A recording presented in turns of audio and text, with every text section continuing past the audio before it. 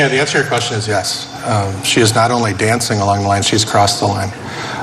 Here are Wisconsin's values: honesty, integrity, hard work, follow the golden rule.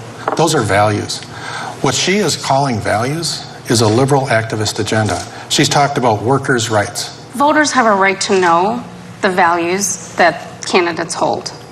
And I think PolitiFact actually did a very good job of looking at the statements that Judge Skrenak said that I made that were somehow taking positions on issues. And they made it clear, as I've known throughout the campaign, that I don't take positions on issues, that I've stated values because people have a right to know what those are and to know that they're voting for someone who has Wisconsin values. I received that same letter from the NRA. It asked me to take a position. It asked for what was called a position letter. And in response to whatever Judge Skrenak told them, whether it was the email or other conversations that they had. Did you read his I read email? the email, but I don't know what else was said. I know that they sent out to their voters in a piece, not just an email, but a published piece, that he has vowed to uphold their firearms freedoms, to back the agenda of the NRA.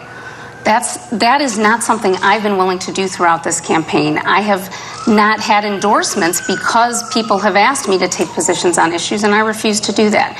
Wisconsin voters should expect from their justices and judges that we are not going to take positions on issues that are going to come in front of the court potentially. This recusal rule that we have right now that my opponent thinks is this great rule, it was promulgated by the very group that has paid for our Supreme Court, that has spent millions of dollars buying justices, that has already spent almost $500,000 on my opponent's campaign, and I'm sure there'll be much more coming, millions, so that he can get up there and rule on issues that involve their constituents, which is a lot of issues. This is the state chamber. This is a big bulk of what the Supreme Court rules on are issues involving business.